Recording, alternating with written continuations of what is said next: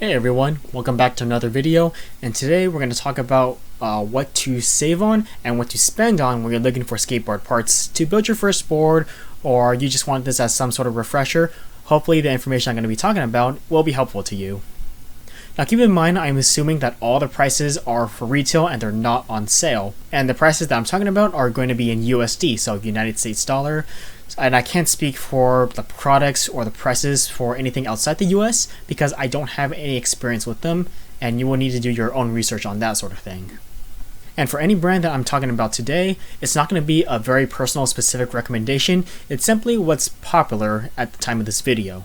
So let's get right into it, starting on the parts you can save money on.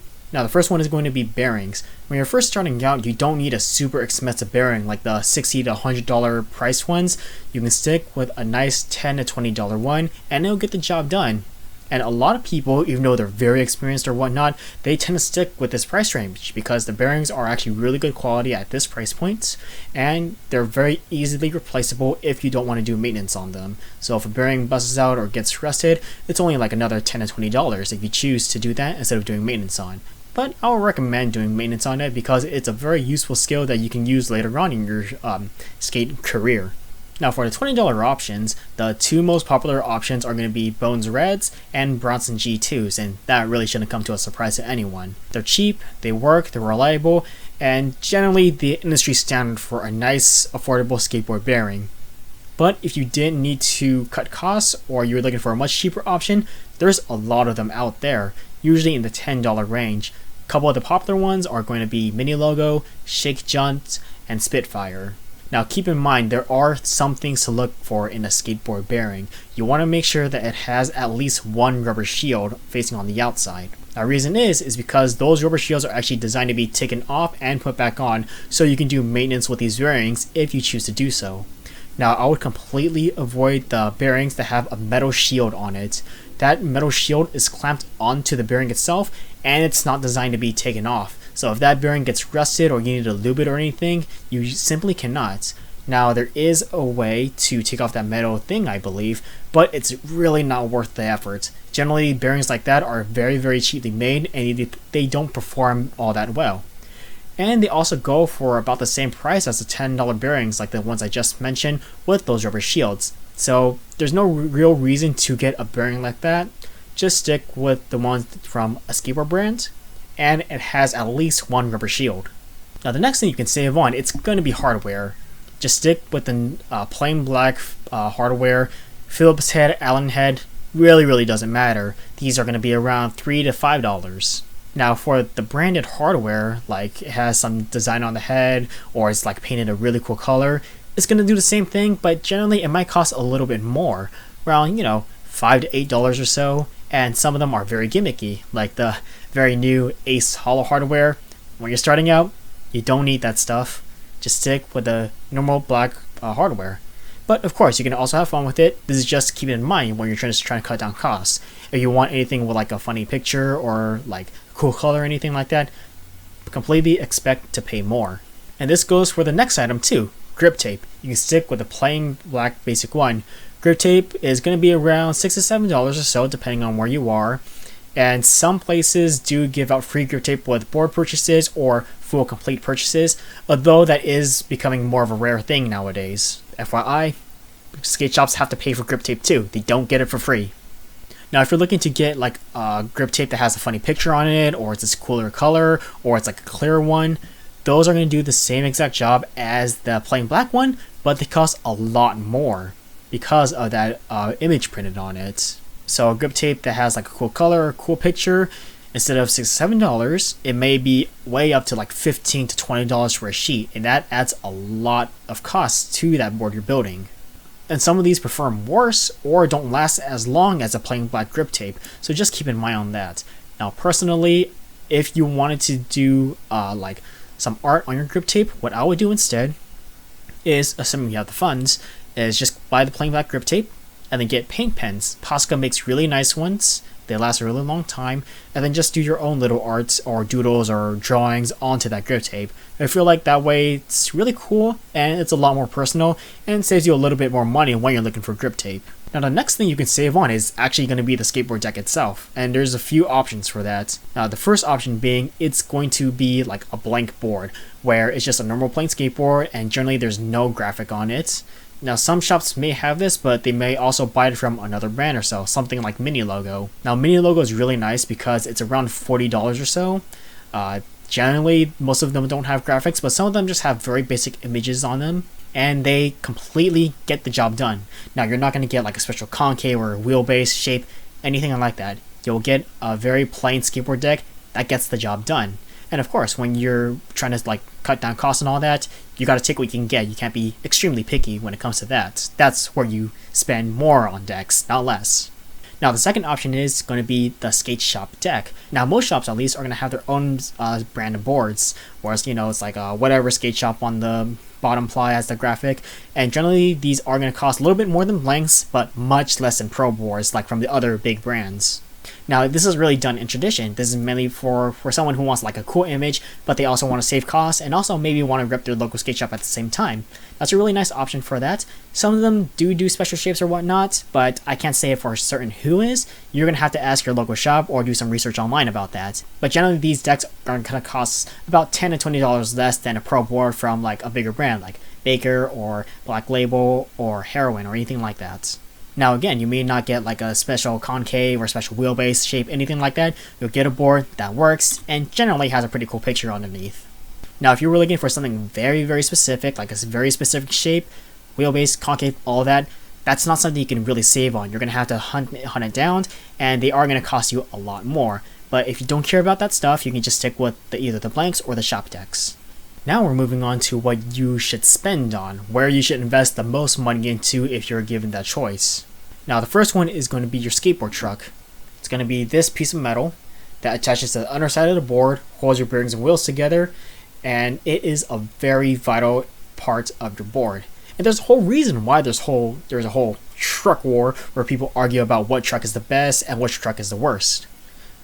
Now there is a very, very huge difference between a quality truck like this and the very, very cheap ones. Now to start off with the quality trucks, they can take a ton of abuse.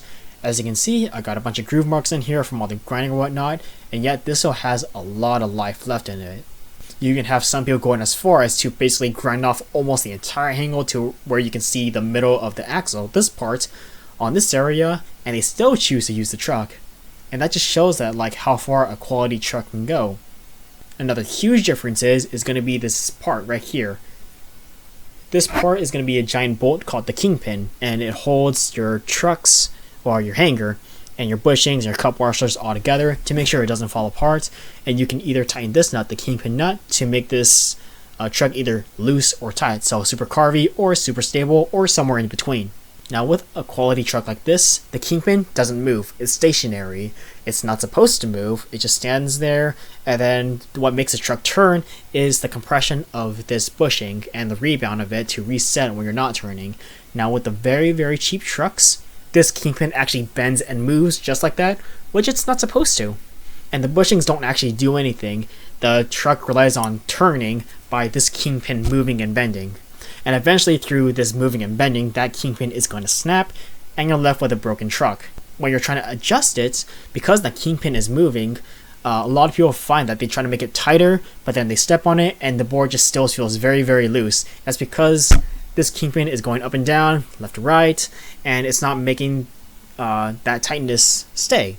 So post-edit note here, I forgot to talk about the bolt holes for the trucks. Now with a quality truck, name brand one that you should definitely invest in, those bolt holes that attach to the deck are standardized across the entire industry. Now with the very, very cheap trucks and sometimes very generic trucks, those bolt holes don't exactly line up with certain decks, and which means that like if you get like some very like cheap trucks, like a $10, $15 type of truck, those trucks may not actually fit into the deck you choose. Now this is really more common with the really cheap pre-builts that you'll find in department stores, like the $15 to $30 ones where they're not a real skateboard, but then those trucks are only meant to be attached to that quote-unquote board and won't fit like actual skateboards. Now, the four most popular brands are going to be Thunder, Independent, Ace, and Venture in no particular order. And if you're not sure about which one, a lot of people like starting out with Independent or Thunder. You can't go wrong with either one. And I do have a video on the differences between them. And to really save costs, stick with the standards. They are about $50 to $55 for a set. Just don't go for any of the hollow options or mid options or whatnot. Generally, those do cost more. Stick with the standards, they'll get the job done, and they'll last you a very long time.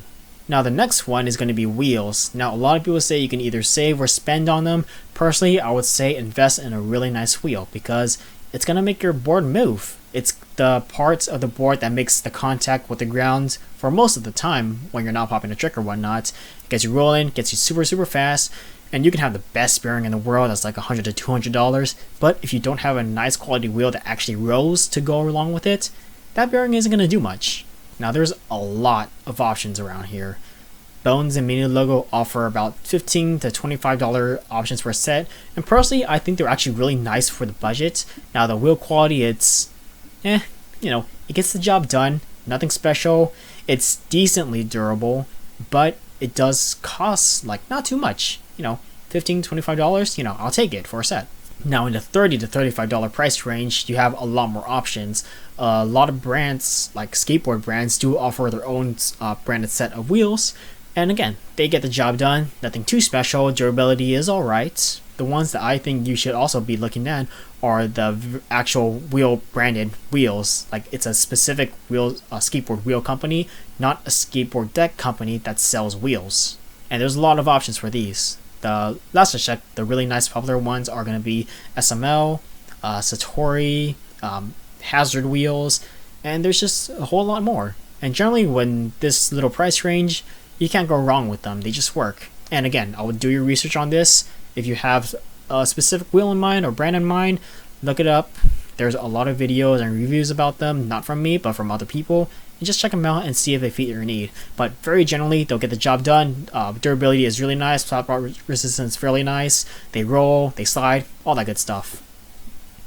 But when you get into the $40 to $45 price range, the quality is just completely jumps up. Durability is amazing, slide is amazing, grip is amazing, flat spot resistance is amazing, and they just roll much better generally than the other options that cost less. Now, the two most popular brands are going to be Spitfire and Powell Peralta / Bones. And it's going to depend on who you ask. For Spitfire, it's going to be the Formula 4. Very popular. It's probably the #1 wheel brand in the world right now, just because it's a wheel that works. It lasts a very long time, super nice grip while having a really nice slide as well. It's a very popular option, and there's a reason for that. It works. Now, for Powell Peralta / Bones, it's going to depend on who you're asking. They have their Bones STFs, SPFs, Dragon Formula, and X Formula. A whole lot of options.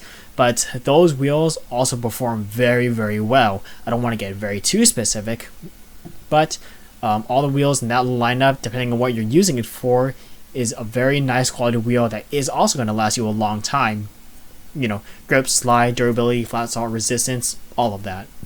And really, $40 to $45 isn't too much of a jump from the $30 to $35 price range that we were talking about before. Now, it's a huge jump if it's like, $25 wheel set versus $45 wheel set and there's nothing in between. But if you, assuming your shop has that in between, I just don't see any reason to not save on the wheels. Simply go with what works. And really, it's going to be around that $40 to $45 price range. That is going to make you go really fast, last you a very long time, and you are going to get a really nice quality wheel with that.